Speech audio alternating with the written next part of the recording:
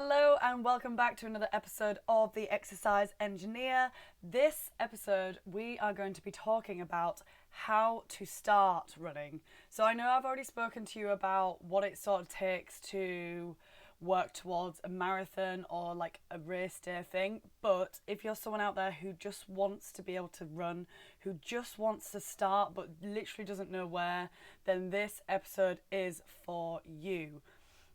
Now I know that I very much promote strength training a lot more of the time. It is one of my non-negotiables for leading a healthy lifestyle, but running is definitely in there as well, and it has some fantastic benefits. So maybe you don't like the idea of running at all. Maybe you're just like, absolutely not. Maybe you've tried it, you can't think of anything worse. But just give me 20 minutes of your day just to help maybe line up some of the ways that you could start, some of the ways that you could start to enjoy it as well, because I've definitely got some tips about that as well. But just to start, I just wanted to cover some of the fantastic benefits that running can have. The first one being my favourite, which is reducing stress. And it is such a good feeling while you're running, or maybe just at the end of your run, because it releases so many endorphins. Like, that runner's high is such a thing, and it really can boost your mood. It gets you outside in the fresh air. Like, I am not one for treadmill running. I absolutely hate it. I don't like the sound of it. I don't like the feel of it. It gets even sweatier in there. Like, yes, it's good for tracking like pace or speed if you're doing a bit of a time trial, but not for me. I much prefer running outside. You get such a better buzz of it. So it increases your dopamine levels as well. It's cheap. It's literally free, apart from buying the right kit. You literally need a pair of running trainers, and that is it. And you're good to go. And it also strengthens your heart, and most importantly, if it is something to do, if you are looking to do it as a form of getting healthier, it definitely helps reduce your risk of many diseases like cardiovascular disease, obesity, and diabetes as well. So loads of benefits from running, and I highly recommend it. I am a bit of a hybrid athlete. I would class myself as a hybrid athlete, and I know like that sounds like I'm a bit of a machine, like a transformer or a car. But I can assure you, a hybrid athlete is definitely a thing. It's someone who prioritizes strength training and running equally, because you want to be able to benefit your heart and your muscles as well. So, I'm not telling you that in order to be healthy that you need to be a runner. Like, as I said before, if you tried it, you can't think of anything worse. There are other great ways to improve your cardio as well, but as long as you are getting a little bit of cardio in there, 100% would recommend that. But if you did want to start running, I've got a few tips that is going to help you get there. There's about 10, so just bear with me. Put me on 1.25 to listen to me if that helps. Would recommend that. I sound so much better in 1.25. Okay, so top tip number 1, we are going to start small. And what I mean by this is, don't just think, right, I'm going to start running and then you're just going to go run a 10k if you're a complete beginner. Like, that is not going to happen. Like, let's start smaller. Maybe you don't even go for walks around the block at the moment, but you want to start running. So I would start with going for a 20-minute walk. If you don't already walk, if you do, that's fine. Choose like a 20-minute walking route that you know and run it. So you want to build it up from your baseline already. So where are you currently sitting? Do you currently walk? Do you currently run and want to get better? Do you walk but not run? There are lots of different variables here. So it's what works for you. But yeah, I would start with 10 minutes, then 20 minutes, and then just work it up from there. Super duper important that you do start small with this one, because you don't want to overwhelm yourself too quickly at all. So, number 2, moving swiftly on. This one might seem to contradict what I've just said, but I want you to think big. So, start small, but think big. So, I want you to prepare your brain for running further than it's about to run. Because I know, well, this is just my personal preference, but I know that if I'm running 5k, that 5k will drag and it will be the longest 5k ever. If I mentally prepare for a 20k, the first 5k flies by because I know that there's so much more and you just sort of zone out of it a little bit. So if you think bigger, think you're going to be running for longer, and it will seem slightly easier. So maybe you're working in minutes, you mentally prepare your body for running 20 minutes, even though you've only planned 10, and that 10 minutes will go much quicker. That's just a little tip if you think that's what you need. Also, in terms of thinking big, I want you to picture where you're heading. Do you have any future goals with your running that you want to work towards? So at the end of the month, do you want to be able to run a 10k? At the end of the month, do you want to be able to run a 5k? At the end of the year, do you want to be able to run a marathon? And then what you do with that goal is you work backwards with the weeks and work out how much every week you need to add on in order to get to that goal right at the end. So, for example, 10k at the end of the month, you need to be upping your runs by 2.5k each week. And maybe that's each run you up it, or you just do it each week you up it by 2. So you start on 2.5, following week you up it to 5, following week you up it to 7.5, and then within the month you've done the 10k on your 4th week, if that makes sense. But I would highly recommend thinking bigger than you're going to run. So for example, if you're running a marathon and you think it's going to take you about 4 hours, just mentally prepare yourself that you're going to be running for the next 4.5 hours. And it sounds brutal, but that's one way to do it. It just mentally helps your body a little bit more. So tip number 3, we need to slow down. Oh my gosh, slow down. I see so many people set off running and they're gasping for breath in the first 5 minutes, and then they wonder why they can't run. Slow it down. Like my voice. Like my Yorkshire monotone voice, slow it down. So don't set off flying down the road. Like, you'll just end up walking at the end of the run. And I did this so wrong. I'm not practicing what I preach at all, because I got way too carried away with the latest marathon that I did, the London Marathon in April. I set off way too quick, and you literally watch my pace get slower and slower and slower and slower all the way to the end. And oh my goodness, it was hard work because I set off too quickly. I was like, for goodness sake, what have I done? Practice what you preach, Louise. But I just want you to chill out and enjoy it. Just relax into the run. You can start off as slow as you want and then just build up into it nice and slowly. Like, if you know you're getting towards the end of your run and you're not knackered at all yet, either you speed up to get a nice fast finish in, which also is amazing and will help you train for race day, because it's really important to try and speed it up towards the end. Or number 2, if you realise you're not knackered, try running that little bit further. Maybe that's the time that you can up it. But yeah, you need to be slowing down enough so you can have a conversation. And I know that sounds bizarre, especially if you're running on your own, but just try and say one full sentence. You need to be able to say a full sentence while you're running, and that'll be a bit of an indicator whether you are running too quickly or not. If you literally can't even string 2 words together, never mind 2 sentences, you're going too quickly and you need to slow down.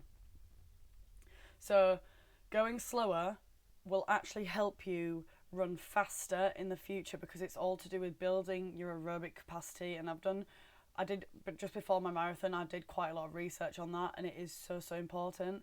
The majority of your runs should be easy runs. You should find it relatively easy and be able to string a full sentence together.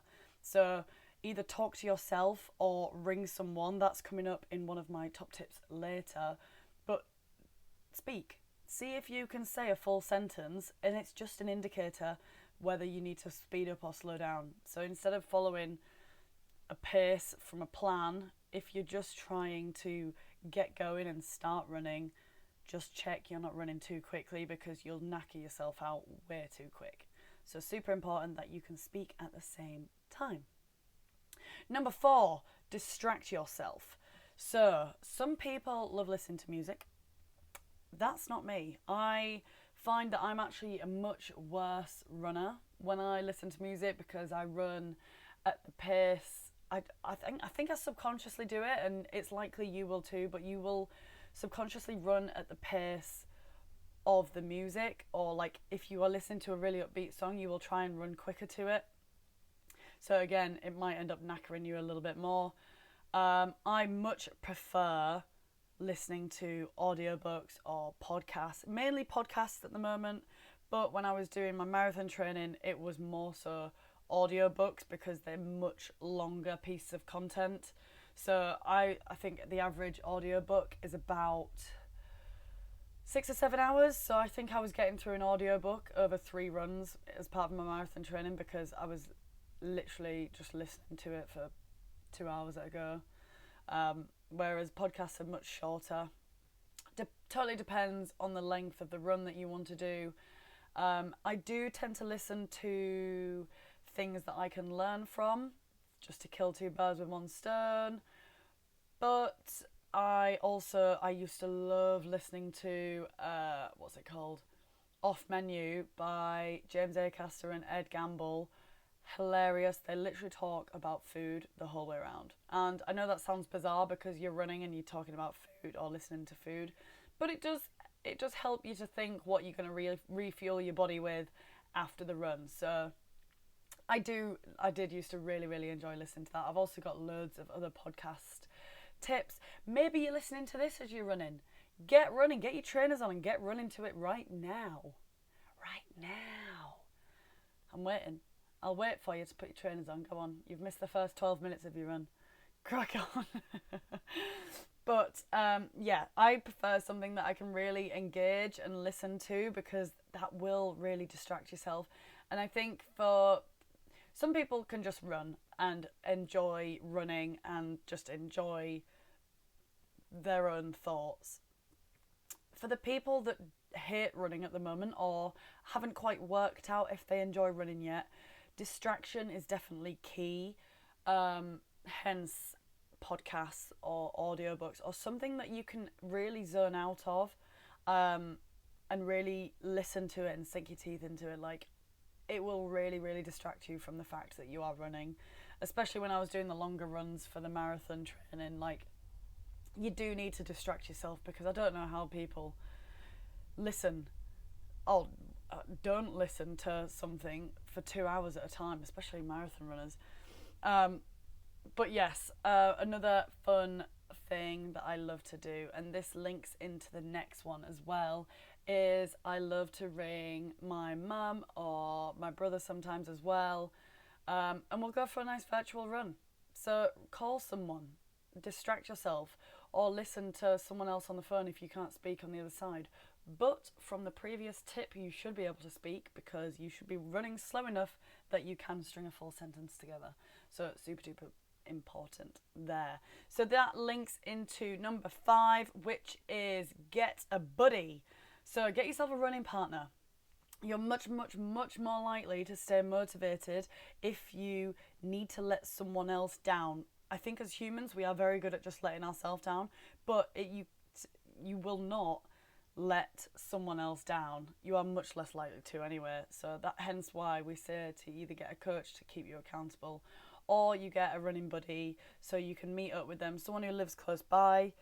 But if you don't live near anyone who wants to start running, that's okay, because I'm introducing virtual running to you, which is what I've just said when I call my mum or my bro.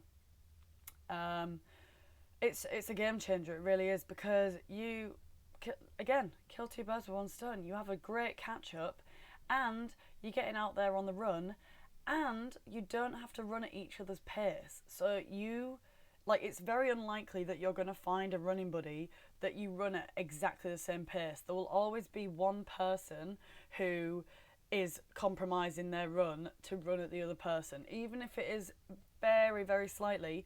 Whereas the virtual run, you can run at your own pace and still be running with someone. And I need to definitely do something with this, because it's definitely a gap in the market. I don't think there's anything else out there. So I need to somehow create some form of running buddy app. I don't know how I'm going to do that yet, but watch this space. It's coming. But yeah, literally get your headphones in, get your trainers on, and give whoever a bell. And you can both run in different countries. Like when I'm on holiday, I do exactly the same thing. It's a great catch up, and it's a great way to stay motivated as well.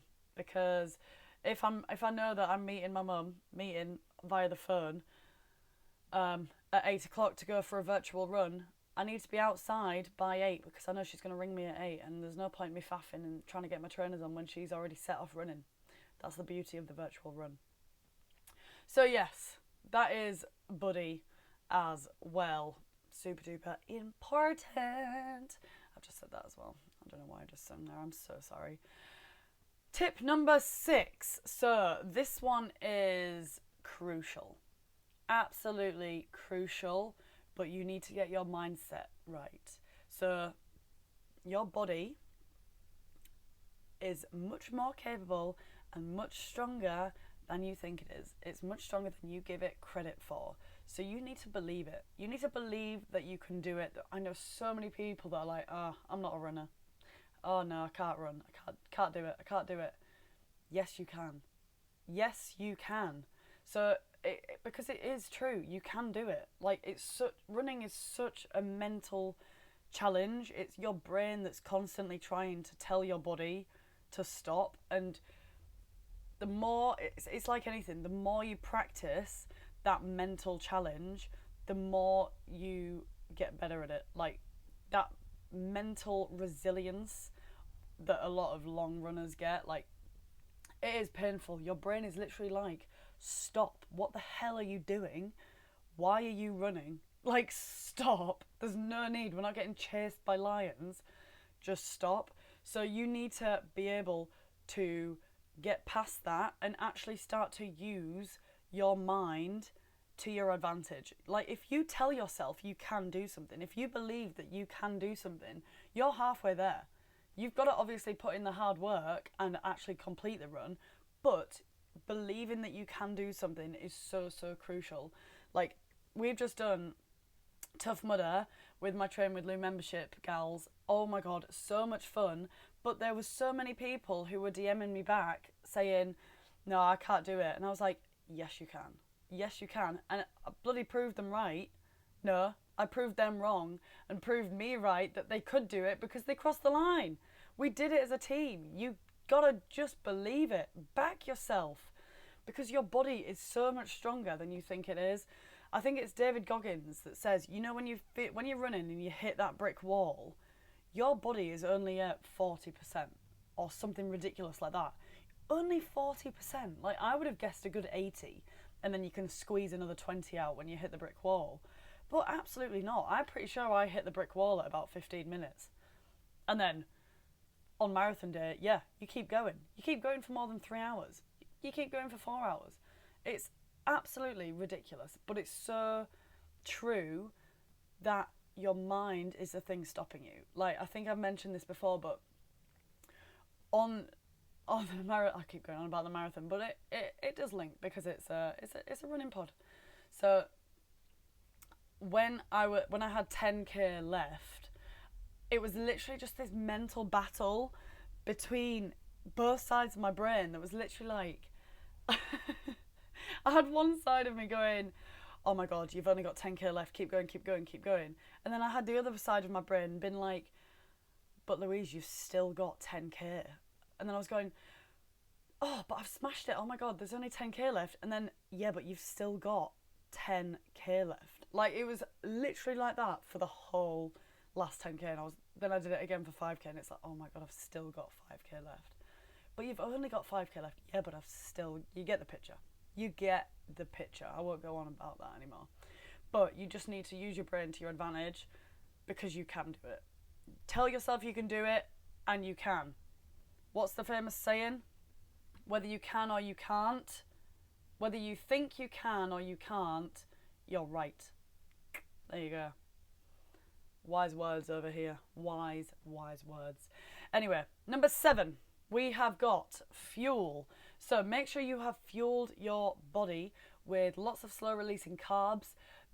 Even the day before, this will still work. So if you're someone who doesn't like eating before a run, that's absolutely fine. As long as you've had carbs in your diet the day before, those carbs will have stored as glycogen in your muscles and your liver, ready for use the next time you exercise. So it's super important that we are eating carbs. And I don't want you to panic if you start to increase your carbohydrate intake, because you might put on a little bit of weight. This is not fat at all. The more carbs you have, because it stores in the body, you have water molecules that attach to those glycogen molecules. So within your muscles, they will be heavier on the scale, but that's good. That's not fat at all. And actually, the more muscle you've got, the more energy you can store in there, so the more water there'll be stored. So actually, the further you can run, because you've got more energy stored in your body and you're more hydrated from the water. So yes, you might be heavier, very, very minor. Like, you're not going to put on a stone just from water weight. It will be very minor, but it will likely be there. It might be like literally a pound. It's fine. It's not the end of the world if we put on 1 pound to have enough energy to do the run in the first place. So important. Just make sure you are fueling. My favourite is oats, any sort of whole grain, bananas, great for pre-running snacks, bagels, especially for those longer runs. But my favourite thing to have when I get back, so super important to refuel after, as well as make sure you've got enough fuel before. I love having a big oats bowl, so I'll put like 60 grams of oats in it, bit of water, some chia seeds, whack it in the microwave for 2 minutes, get it out, bit of frozen berries in there, back in the microwave, give it another mix, and then top it with like like protein yogurt or skyr yogurt or 0% fat Greek yogurt, just to increase the protein on there as well. And then more berries or banana on there. Absolutely delicious. Crucial that you do have protein. I think protein is more associated with gym lads. Like, yeah, let's go to the gym, let's eat loads of protein. Woo! But actually, you are still using your muscles quite a lot on runs. So you need to be fueling your body with protein just as much as people who go to the gym, because you need to repair those muscles ready for your next run. And if anything, you should be strength training as well. But that's a conversation for a different day. Just know that it's very beneficial to be strength training as well as doing cardio, because they do work together. They don't counteract, unless you are going for one extreme or the other, like Mo Farah or like strongman. Maybe not that in that case, but actually, if you are just part of the general population, like the majority of us, welcome. Doing both is only going to benefit you. I went on a little bit of a tangent there. Let's go back to fuel. So another thing about fueling, so we've fueled before, we've fueled after. I want you to, if you are doing long runs, practice with fueling with gels and stuff as well. Really important if you are working towards a half marathon or a marathon, where they are going to be giving you gels halfway around, because you need to practice with those. Because I can't say from personal experience, because this has not happened to me, but I know many, many, many people that have had a gel and it's not settled the best, and it's come out of one end or the other, not in a very nice way. sorry if that's a bit too gruesome for the pod, but you got to know these things. So make sure you are hydrating enough as well, because hydration will help the digestion of those gels, and actually it'll just help you in general. You need to be hydrated to be good at running, and just to enjoy the run as well. There's nothing worse than feeling like parched and like, ugh, that awful feeling. No, I'm rambling on now, but you know what I'm trying to say. You know where I'm going with that. Just make sure you're fueled. Don't be scared of taking on a bit extra fuel because, right, okay, sorry, another little tangent. Especially if you're in a calorie deficit already and you want to start to introduce running, you need to up your calories 100%, because you can't already be in a calorie deficit and increase your expenditure, because that calorie deficit is going to become massive. So you need to either up your calories or reduce movement in another form. But I wouldn't reduce the movement. I would just eat more. Make sure you are fueling those runs and refueling enough afterwards. So important with the protein that you are refueling straight after with at least 25 grams of protein, just to repair those muscles. But yeah, I would ideally be sitting at maintenance calories, and that might be a bit more than you're used to, but go for it. Why not? You're working hard. You need to fuel the body. Make sure it's got enough fuel for your next run, and don't be scared of it. It's great. It's great being able to eat that much. But don't worry, you won't end up bulking. You need to eat a lot more to end up bulking. Okay. I've got a few extras as well, but we'll go through the little extras first, and then we'll go to the final main one. So I want you to plan your route as well. So my personal preference is to do one big loop, because if you're halfway around, you're at the furthest point away from home. The fastest way back is to carry on running. And I know that sounds like mental torture, but it will keep you accountable, which is the complete opposite of a treadmill. Or I know some people like to run to a park that's close by, do several loops of it and then run back. I would get so bored of doing that, and also it's so much easier to stop because you're right near home and you're just doing multiple laps of the same thing. You might decide to do less laps when you realise you're knackered, because running is hard work. Surprise, surprise. If it was easy, everyone would do it. But know your route, know the loop, and that will also help with the distractions, because then you're not focusing on, oh, where have I got to go? Really, I just find it really beneficial to know exactly where I'm going, so you can sort of zone out and really fall in love with the podcast or the audiobook that you're listening to, and really, really listen to it and learn lots. Or you might just end up laughing if you're listening to a funny podcast or something, which is fine. I have run down the road multiple times laughing, and I look like a lunatic. But that's okay, because you're running. By the time people have realised you're laughing, you're gone. You're out of their sight because you're running so quick. I'm joking. Remember to slow down. So yeah, that's one thing. And another little one is get the right kit. So I want you to get a good pair of trainers. If you're going to commit to start running, get a good pair of trainers, because you're going to be doing a lot of miles in them.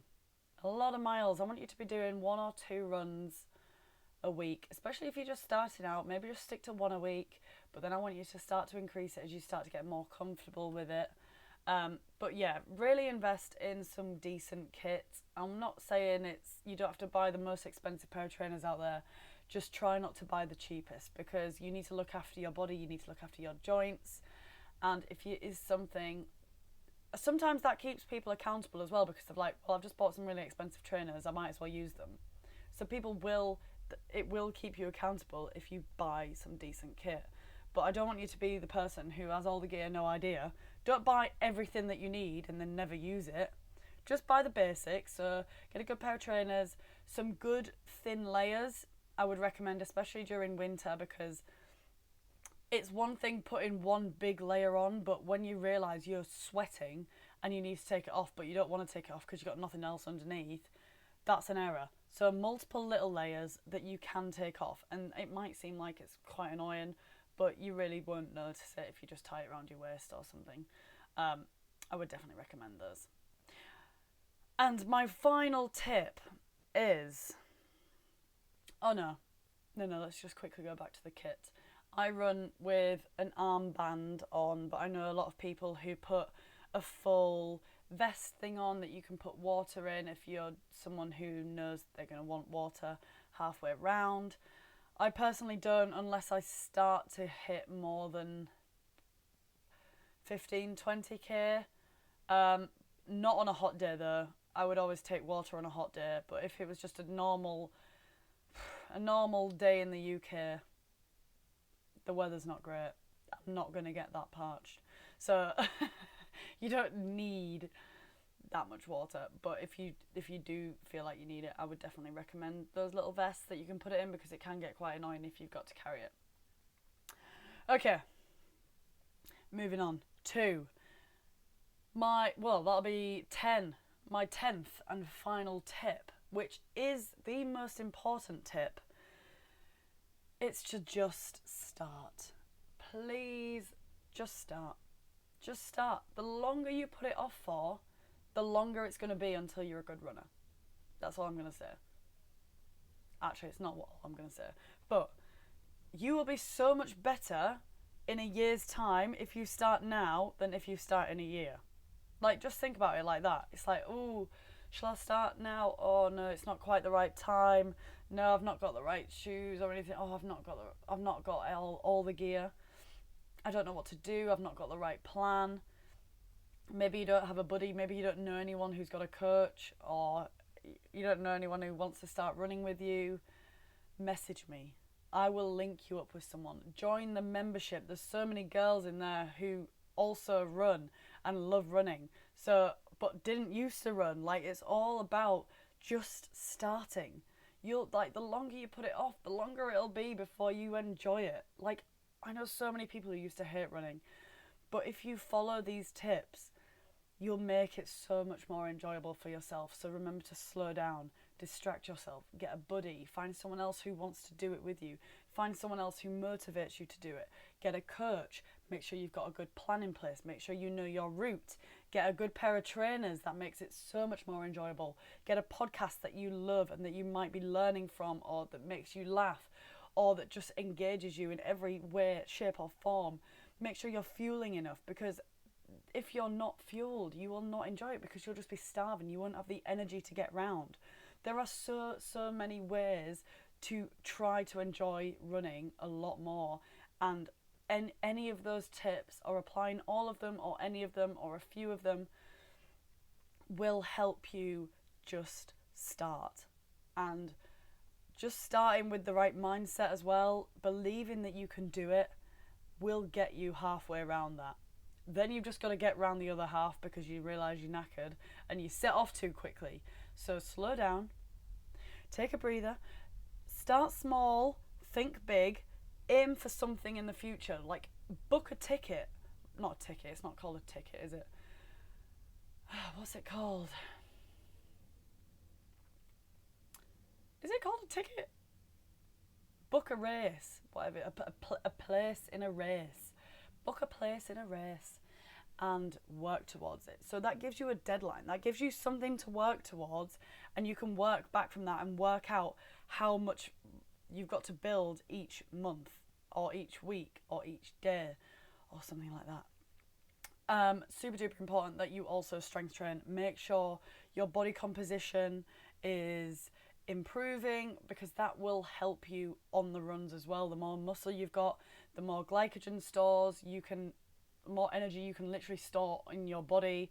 The more muscle you've got, the easier the run is, because you can use more of your muscle mass instead of just carrying around more fat. The more muscle you've got, the more calories you burn, so the more you get to fuel. I could go on and on and on, but strength training is so beneficial. It will help with your joints, your posture, your mobility. A lot of single leg superset work is really beneficial as well, because you need that unilateral work, because actually running is a form of it's a unilateral exercise, meaning it's only like in one direction. That's not, is that sort of what I mean? Using one leg at a time, like a lunge. That's a good unilateral. I love a Bulgarian split squat, absolute killer. Single leg deadlifts, killer. Pistol squats, killer. Just try and do as many single leg exercises in your strength training as possible. And I really utilize that in my hybrid e-guide that is just coming out, or it might already be out by now. DM me hybrid if you want this. I'm pretty sure in the last pod I put a little discount code on it, so maybe you can use that as well. I think I said pod 15, if that's still available. I think it probably should be. So pod 15, if you want 15% off my hybrid e-guide, use that discount code. You'll be able to find it in my Instagram bio, on my website, etc., etc. theexerciseengineer.com or at theexerciseengineer, or just DM me, comment on this video, comment on the pod, review the pod. You know the whole thing, you know it, but remember to enjoy the process. 100%, always enjoy the process. How many times am I going to finish my pod by saying, train because you love your body, not because you hate it. Train for the right reasons, because you want to improve your health, not because you ate too much and you're punishing yourself. Absolutely not. We don't punish ourselves through forms of exercise. Definitely not. If you want to be part of my Train with Lou membership, again, you can find that in my Instagram bio, you can find it on my website, or just DM me, and I will love to hook you up with all the info that you need to make the correct decision. Maybe you want a one-to-one coaching session with me. Maybe you want months of one-to-one coaching. You think, hey, wouldn't it be great to work with Lou one-to-one, where you literally get access to me 24/7? I mean, maybe not, I need to sleep as well, guys, but pretty much 24/7 I will respond. So if you want that as well, that's all there. I'm just going to love you and leave you there, because I think I've covered everything I need. I also have multiple e-guides, but you can find them all over there. The hybrid one is, I personally am most proud of the hybrid e-guide, and probably most passionate about that one as well, because it really does include everything that I love. So, if you have any questions, always leave me a message, a review. Remember to follow, review the pod if you loved it, and share it with anyone that would find this beneficial, because surely you know someone out there who wants to start running. And your homework for today is, guess. Just start running. You can only benefit from it. You can only benefit from it. Okay, guys, I will love you and leave you there. Have a fantastic week, and I will see you next week for next week's episode. Bye.